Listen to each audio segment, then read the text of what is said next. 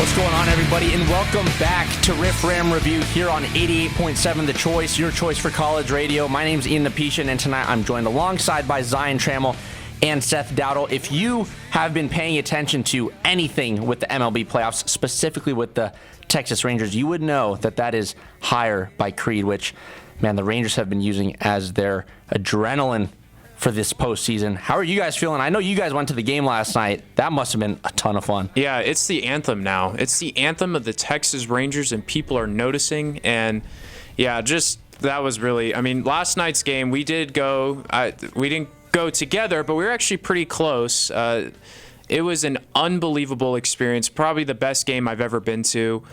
The stadium was absolutely rocking. It was so loud. It was unbelievable. Everyone was rallying for these Texas Rangers, and they delivered. It was so much fun. I'll talk about it a little bit more, but yeah, so much fun. Best time I've had at a baseball game in my entire life. That was a blast. We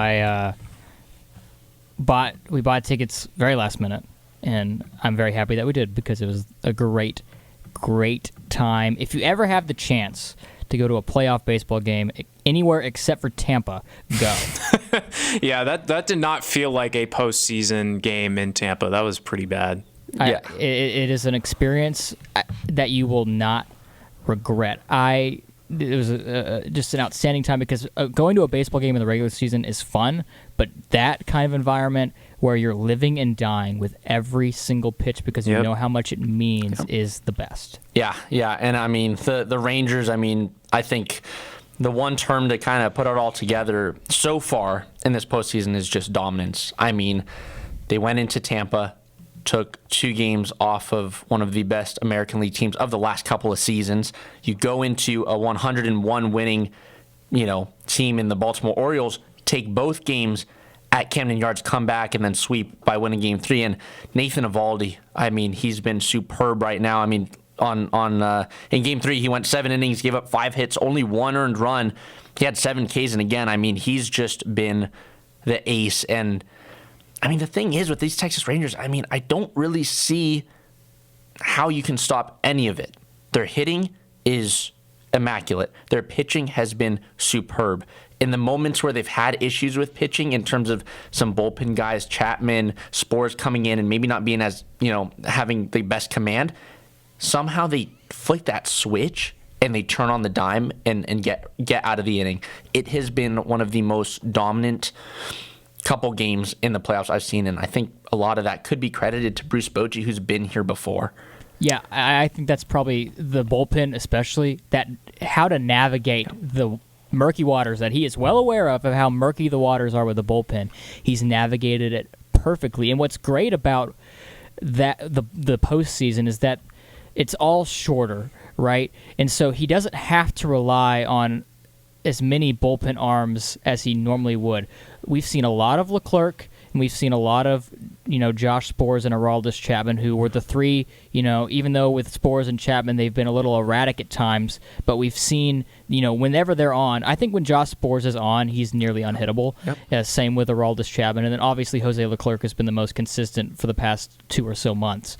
So you get a lot of those guys, and you weed out the other ones, like Brock Burke and who else? Will Smith and Chris Stratton and whatnot. You don't see as much of them because you get to see, because the games you get more rest in the it's shorter is what I'm trying to say. And also Bruce Bochy's afforded that because the starting pitching has been so good to where that bullpen is not getting exposed. Yeah, a couple notes here with the pitching is that Jose Leclerc has been huge. He's been the consistent guy. He's turning into what Neftali Feliz was for the Texas Rangers as that consistent closer, and the Rangers desperately needed it. But yeah, the starting pitching has just been phenomenal. Nathan Eovaldi, it doesn't matter what the situation is in the postseason, he just delivers. He got ahead in almost every single count. He threw 98 pitches, and 76 of them were strikes.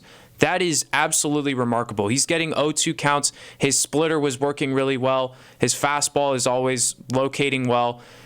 He just doesn't let these big situations get to him. And that's the big thing with the pitching is they haven't let the pressure get to them in these big situations where they might fold in the regular season. They haven't yet. They've held strong, where in game 1, Chapman and Leclerc and Spores, they ran into some trouble, but they shut it down. And that's the big thing for Texas is teams are getting in runners in scoring position, and they shut the door down. What an all-time great performance by Nathan Eovaldi. It was so much fun to watch. And then how about that Adolis Garcia home run? That 3-run home run took the building by storm. I mean, he tore the roof off of that building. I mean, people went crazy. The building was floating. Yes. I was loud. recording. You could feel like something big was going to happen because Mitch Garver had a two RBI double before that, and then Adolis just hits an absolute nuke to left field off Dean Kramer. He misses with a high fastball, and Adolis just takes advantage. He is such a timely hitter.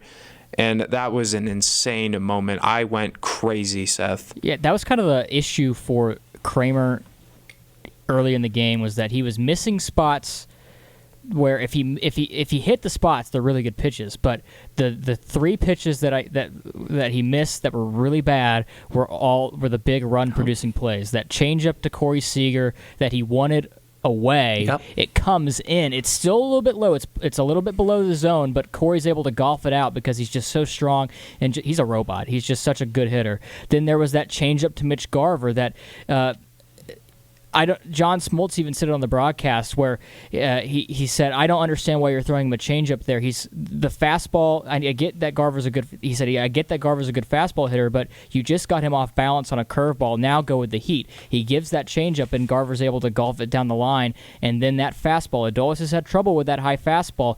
He wanted it up and a little bit more in, and then it sneaks out over the plate, and he's able to get on top of it and hit it out of the ballpark. And those 3 pitches are the difference in the ball game, and once that homer was hit by Garcia, dagger. The Orioles' spirit is gone. With how Eovaldi was pitching, you just knew that the night was going to be good. Yeah, and I mean, I feel like every baseball game comes down to those minuscule moments. I know I've talked to you guys about it before, but especially in the postseason, right? Every single pitch means something, and right with those missed pitches, you are literally inches away from getting out of a bases loaded jam. You're inches away from getting out of that first inning unscathed, right? You start off, have a good, clean first inning, don't worry about anything. But if you miss your mark on certain pitches, and I know it's a very general statement, but it just tells you how important every single pitch is and to hit your mark, right? I mean, I think John Smoltz said it on the broadcast. He said, if this series gets played, and he said like 9 times out of 10, this series won't look as dominant as this, right? And I was kind of like, maybe, I don't know. I still think the Rangers probably would take most of the series, but this series looks like it was straight up Texas, Texas, Texas, where in certain scenarios, Baltimore had a couple good opportunities, but Texas found that switch. And just like you said, Zion, they nipped it in the bud right whenever that kind of stuff was brewing. Yeah, and that's the thing with the Rangers is if Dean Kramer gets out of that with it still being 3-0, you probably feel a little better about that game. But then the home run, I think that's why people got so excited. It's like, yep, we got this. Like, this is looking really good. But that's the thing. That's what makes Texas so dangerous is that you cannot make a mistake pitch. Yep. This team has such a good eye and awareness of the plate. They've walked so many times in this series because they have really good plate discipline. You cannot 1 through 9, you cannot make mistakes because they will make you pay, and they did that the whole series, and they're going to keep doing that moving forward, and that's where the Rangers become very dangerous as a team overall. First ALCS since 2011. Let's do some quick maths here. I was 10. I was 8 then. I was 8 as well. So it's been a long time, I'll just say that. And you could feel it in that building too. It was kind of funny. I don't know if you felt the same way, Zion, but like when the game was, like before the game, pregame, it was like the environment wasn't what I thought it was going to be. I thought it was going to be a bit more electric, but I feel like we all kind of forgot how to be in a postseason baseball game, and then but once the game started and we got our feet underneath us as a crowd, we're like, okay, here we go. This is how we do it. Loud and on our feet every single pitch, and of course, they gave us a reason to be loud and proud, which is very important in a postseason game. It's once Eovaldi got that clean first inning, and then Seager hit that homer in the first. Oh man, everything was we were up for everything. Man, the greatest game I've ever been to, and hopefully it's not the greatest game I've been to, because hopefully there's more to come in the next couple of weeks. Yeah. And hey, just quickly, I'm curious. So, I'm sure some of our listeners did go to the game. For those that didn't, describe to some of the people listening what that was like, what some of your favorite moments of last night was, whether it was the game or just going on there on the car ride, walking to the stadium, being like, hey, this is it. Yeah. So for me, I grew up in California. I grew up in the Bay Area, and I've always been a Rangers fan. So I've not been to many Ranger home games. So that's something I don't take for granted, whereas some people that grew up in Texas, they might. And, for me, to be able to be surrounded by Rangers fans, people that all love this team, and to be a part of an atmosphere where you have a chance to get somewhere that you haven't been in 12 years was so cool to me. And I went with my dad. He's never been to a playoff game in Texas either. It just felt so electric and amazing. It just makes you appreciate how much you love baseball. And I think the Garcia home run was one of the highs. And then after the game, just seeing the team celebrate. The Rangers have been through so much as a team. They haven't made the postseason since 2016. They haven't had many playoff appearances. Baseball being the main story in Arlington right now just feels right. And it's been a long time since that's been the case. It was a unforgettable game, and I'm so glad I went. I'm not going to say the Garcia homer because you said that, Zion. I'm going to pick a different moment, but I think you'll like this one too. I agree with everything you said, obviously, but I grew up here in DFW, so I've been to more, and I do kind of take a little bit more for granted than I probably should. But the specific moment was this, and the build up to this was just perfect. It was poetic. Nathan Eovaldi has gone 6 2/3, and he's facing who was it? Was it Jordan Westberg? It was either him or Frazier, I think. I think it was it was Jordan Westberg. I think so. And he's one strike away from getting through 7 innings, and I just knew that once that out happens, the place is going to explode, right? It's a long battle. Westberg takes some really tough pitches. He fouls a lot of them off, and we're just like, okay, here we go. And I believe it got to a full count, and he strikes him out. The place erupts. Eovaldi walks off the mound. We know it's his last inning, and the entire crowd starts chanting, Eovaldi, Eovaldi, Eovaldi.